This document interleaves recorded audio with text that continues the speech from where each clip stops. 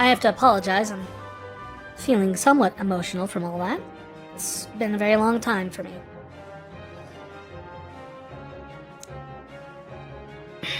So, early on, when I first started playing this,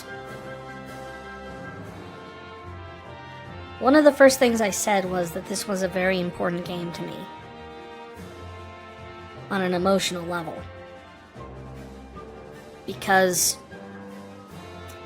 it wasn't just a game that I played in my childhood. It wasn't just the first Final Fantasy I played, because it wasn't. Honestly, 4 was the first one I ever played.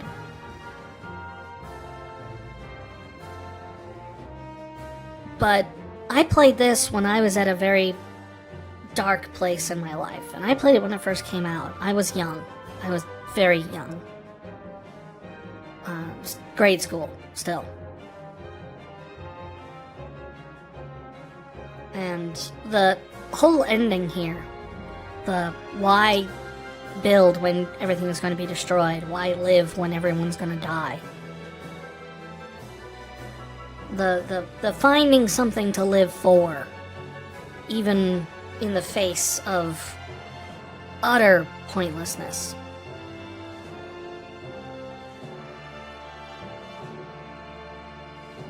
That ending, not the ending, but that final scene before the final boss, stuck with me, and has stuck with me, so much that I have dreaded replaying this game. I was terrified of getting back to this point and finding out that it did not affect me at all. That it wasn't anything. It was just, a translation thing, or maybe it wasn't as good as I remember it, or anything like that.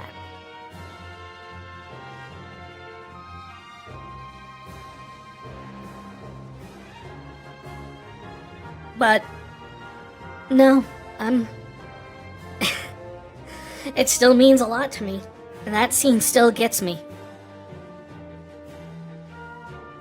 Because that's what you gotta do, right? You gotta find the things you can live for, because it's so easy to see everything as pointless.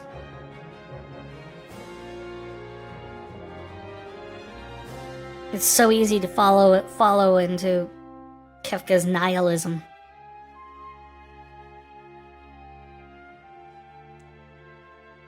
But there are things worth living for, and they're not always big things. Sometimes it's just someone in your family, or friends, or something like that, And it can make all the difference. It can give you, the strength to say, not yet. And that's what this game was for me. And I'm glad to say it still holds up in that regard. It still means that much to me, and it still touches me in that way, and it still inspires me. And I hope it inspired all of you. I hope you all saw this ending and took something from it, beyond just, hey, that's a Final Fantasy game. Because there was emotion there. There was something weighty to it. And it really kind of reshapes things, because if you think about it, in the grand scheme of things, how much of Kefka did we see in the World of Ruin? He destroys a house early on when Celeste first meets Sabin. And then we just hear about the things he's done in the World of Ruin. We never see it. We never see him. We never see anything of it. With Kefka, he's absent for most of the second half of the game. Despite the fact that he is the main villain, he is not the primary antagonist of the second half. The antagonist is apathy and nihilism, depression, fear. It's that the party has to overcome in order to get to the end. Each and every one of them has to find that thing to live for in order to be ready for the final battle. to join the party again, to find the will to fight and defend this world. They've all fallen into places that are dark and are alone and whatnot, and it's up to them to find the places. So the actual enemy that the party must fight in the second half of the game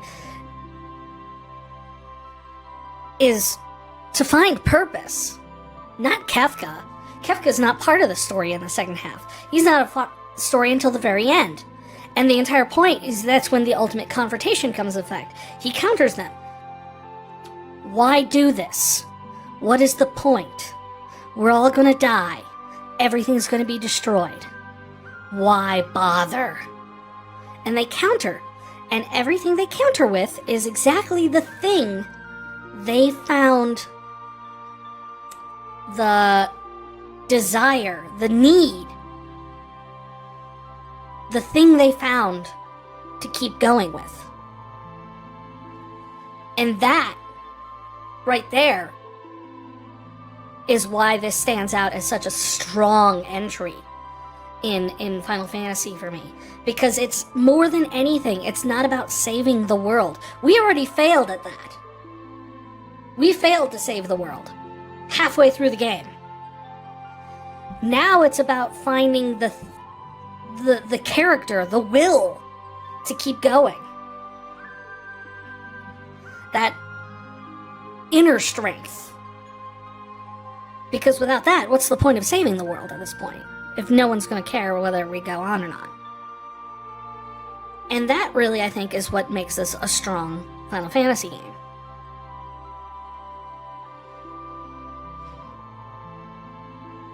Beyond that,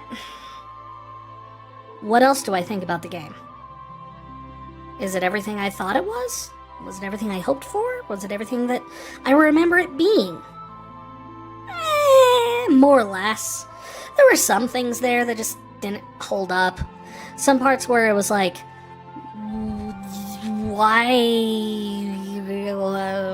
why is this? Things that didn't make sense or were too confusing, and then in other parts it's like very clear, like go here, go here, go here, go here, and then at other points it's just kind of like, just go places until you find the right one. And it's just kind of like, it was uneven at points. And part of that has to do with the fact that the second half, once you go to Daryl's tomb and get the Falcon, the game becomes very open-ended.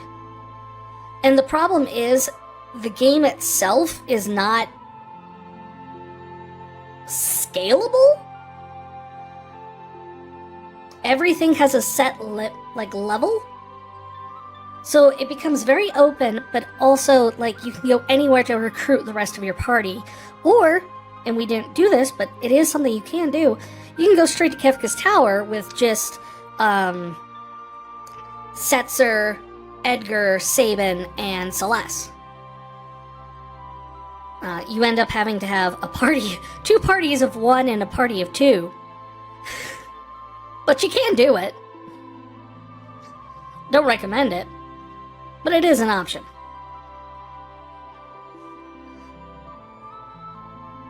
But then you end up with this thing where you're constantly bumping into, what level should I be for this? And it's not entirely clear what order you should be doing these events in. That and the fact that there's a lot of easily missed dialogue by not doing it in the right order. Like, we did the Gao's father event. Great event, lots of laughs, but also really heartstring pulling, as Gao confronts his father and his crazy dad. There is, like, twice as much dialogue in those scenes, depending on who you've recruited already. There's a whole thing where they're trying to find outfits for him, and depending on who you've got, if you have already recruited Locke when you do it, he's there, and he tries to put Gao in an identical outfit to him, and there's some funny dialogue involving that. There's a lot of instances of that in the game. A lot! There is so easy to miss additional dialogue. even in things that are completely optional and pointless. Did you not take Terra to the ancient castle?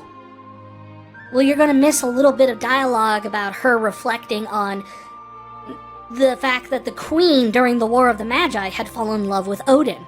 She has a little bit of dialogue there about that, but that's only if you take Terra in that party when you click on the book. And there's a lot of the easily missed stuff, and some of it is great character moments. And that, it just pulls at me, because it's one of those things where I'm like, that's awesome, but also, it sucks that people are going to miss this. Because they will. We did. We missed at least 3 or 4 scenes that we could have gotten by having a different party makeup or doing things in a different order. I can tell you that. I know.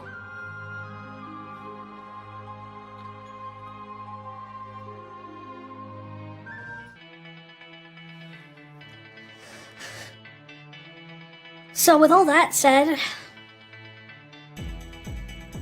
do I still think this is the best one?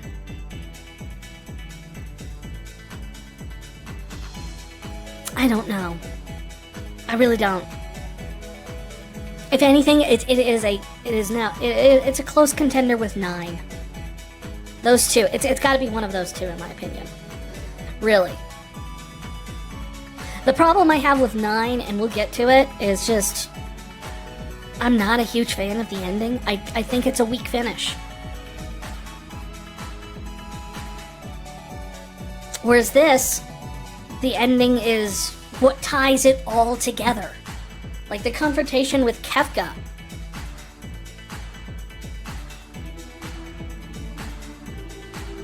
It puts it all together into one big tidy bow and makes everything that you've done just that much better because of it. And I think that's what I think sets this apart from so many of the other games in the Final Fantasy series, is this one nails the finish.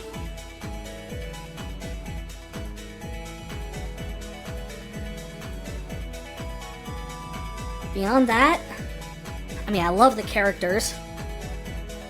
I like the fact that they had the little nods of Go-Go from 5 in there, and since I don't think Gilgamesh is in this version unless you're playing like the advanced version or something like that was on the GBA, I think they put Gilgamesh in.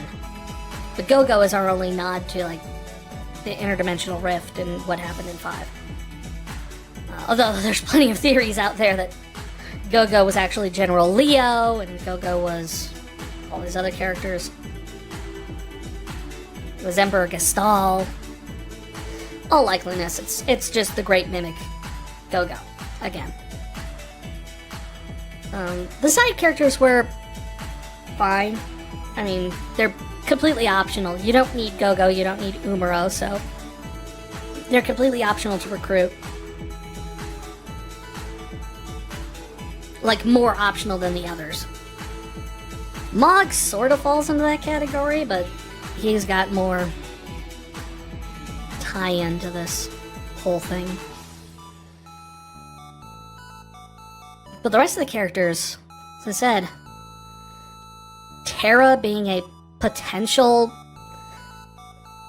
big first representation of a possible Arrow Ace character in a Final Fantasy game, in a video game at all, from 1994. That's surprising. Celeste and Locke have a wonderful story together about finding one's own value and redeeming your past mistakes.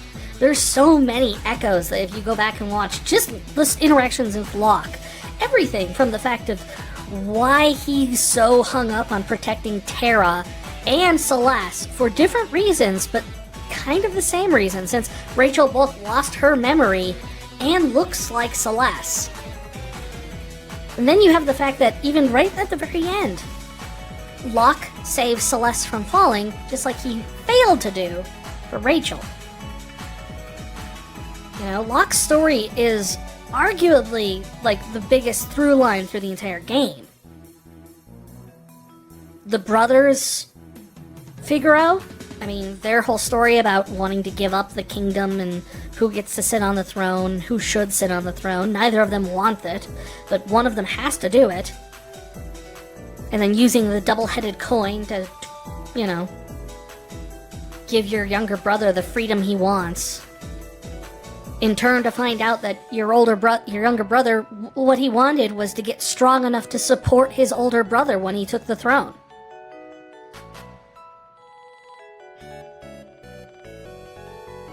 I mean, Strago is about finding that, you know, just because you're old doesn't mean you're useless. Realm is about appreciating the family she does have. Shadow is confronting his past and realizing.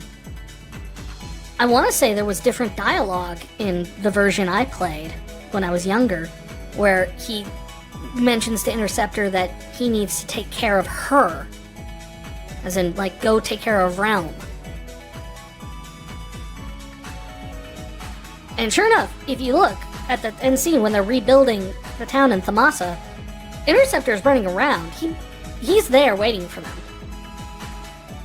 Now, Interceptor got out. And it's just like, probably the strongest character-driven Final Fantasy. The characters are what makes this one. The situation is... The first half is cliché. The second half is... Well, I mean, as I said, Kefka is not really an important part of the story, which seems weird until you realize what the story actually is.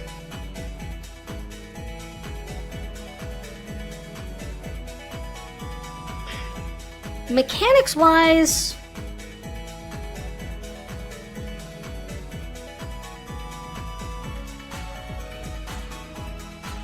I don't know, it's one of those things where I'm used to it, so I don't know how it comes off, but some of the mechanics are interesting, some of them are weird, some of them are just annoying.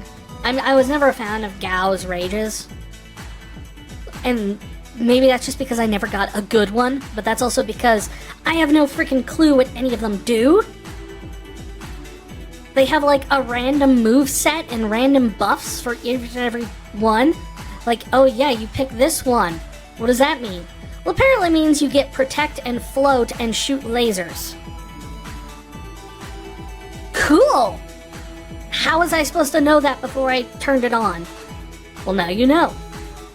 Well, then how do I know about getting what I should leap at to get? Well, just do it until you get stuff, and then, you know, find one you like. Oh, come on. It's just way too much work for very little anything. Combine that with the fact that you've already got a blue mage in the form of Straga with a much more traditional blue mage setup. Paint is situational at best. Really, Paint comes off as more so like a Beastmaster in 5, where you need it to unlock all of the blue magic for the other character. But at least in 5, you could put learn on your Beastmaster by using the job system, and then learn and control and everything you need, right? Whereas this, you just need to tag team Strago and Realm together to get everything. So mechanic-wise, it's one of those things where it's like, I end up just using a handful of characters for everything because everyone else seems so situational at best. And that's kind of sad, because then they don't, you know, get the attention and everything like that, and you end up missing situations where you could have brought them along and got extra dialogue because they're like, I don't want that character. Also wasn't a huge fan of... I like the Magicite to learn magic. I don't like that Magicite is used for stat progression. Like, every time you level up with certain Magicite, you'll get 2 bonus strength and 2 bonus stamina, or extra HP, or whatever. And if you want to maximize your stats, you have to, like, figure out a proper leveling routine.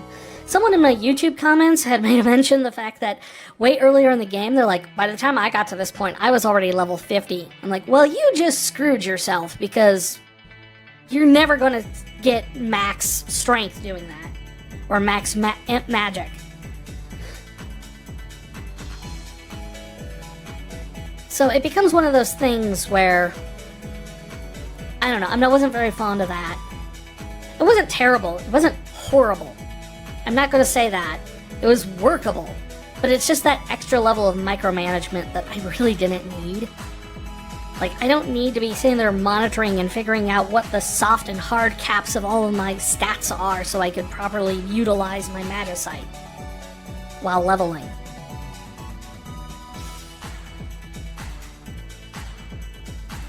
It's just not worth it.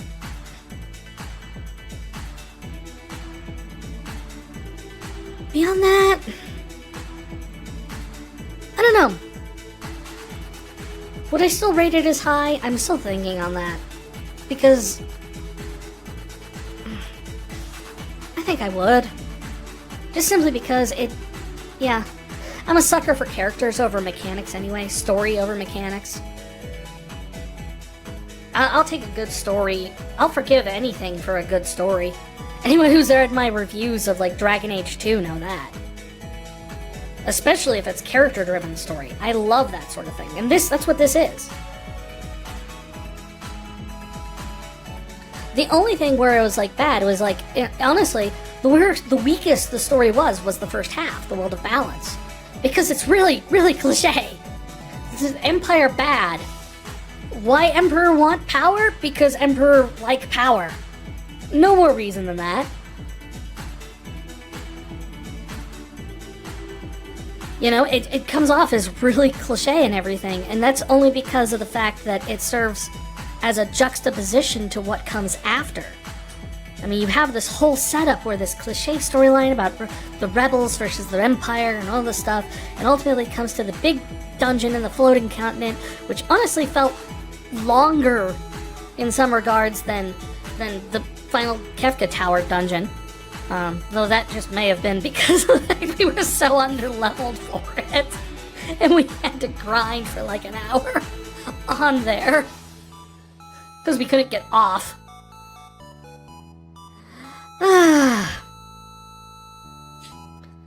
So... And then you get to the end, and it's just kind of like, this is the big battle, we're gonna stop them, we're gonna win, yeah! And then it's like, nope.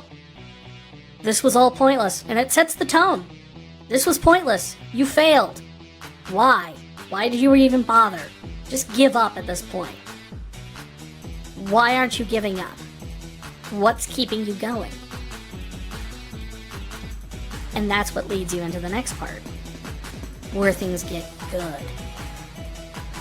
And I suppose that's probably, like, the bigger thing, is just, like, the first half is... It's not bad, it's just cliche. And, of course, you don't want to tell people, like, no, wait till the second half, because then you risk giving away the spoiler of what happens at the end of the floating continent.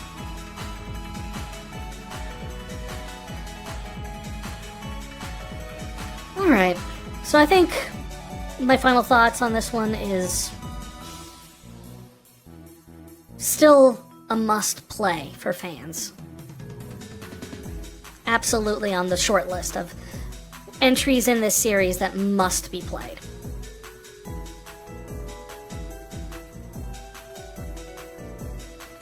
Do I still think it's better than 7?